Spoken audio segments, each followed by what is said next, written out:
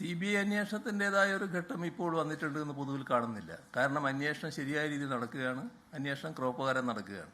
അതിൻ്റെ ഭാഗമായി അവർ ചോദ്യം ചെയ്യണമെന്ന് കാണുന്ന വ്യക്തികൾ ആരൊക്കെയാണോ അവരെയൊക്കെ ചോദ്യം ചെയ്യാനുള്ള അധികാരം SITക്ക് ഉണ്ടാവും.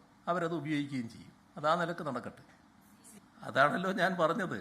അതിനെന്തുകൊണ്ട് വിശദീകരണം നൽകുന്നില്ല എന്നാണ് ഞാൻ നേരത്തെ പറഞ്ഞത്. ആ വിശദീകരണമാണല്ലോ അവർ നൽകേണ്ടത്. ആ നൽകാനുള്ള ബാധ്യത ഒരു പാർട്ടി എന്ന നിലക്ക് അവർക്കുണ്ടല്ലോ. ഇത് ഏതെങ്കിലും ഒരാൾ യാദൃശ്ചികമായി എത്തിപ്പെടുകയല്ലോ. ഇവിടെ ഇത്തരമൊരു കേസിൽ പ്രധാന പ്രതിസ്ഥാനത്തിരിക്കുന്ന രണ്ട് വ്യക്തികൾ, ഒരാൾ ആരോപിക്കുന്ന രീതിയിലാണെങ്കിൽ കട്ടയാൾ, അതാണല്ലോ ഒരാൾ. മറ്റൊരാൾ ആ കളവ് മുതൽ വാങ്ങിയാൾ.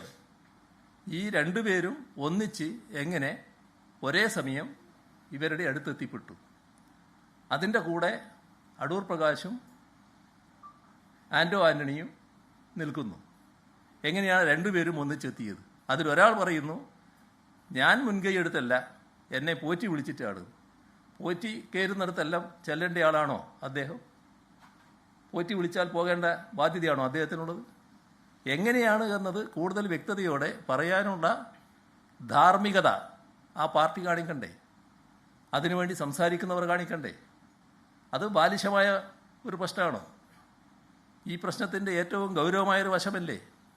അതിനല്ലേ മറുപടി പറയേണ്ടത്? അതാണ് ഞാൻ പറഞ്ഞത്. ലോകത്തെവിടെയായാലും ഏത് സമയത്തും 24 വാർത്തകളും ഓഗ്മെന്റഡ് റിയാലിറ്റി പാക്കേജുകളും എക്സ്പ്ലെയിനറുകളും വിശദമായി കാണാൻ ഞങ്ങളുടെ യൂട്യൂബ് ചാനൽ നിങ്ങൾക്ക് സബ്സ്ക്രൈബ് ചെയ്യാം.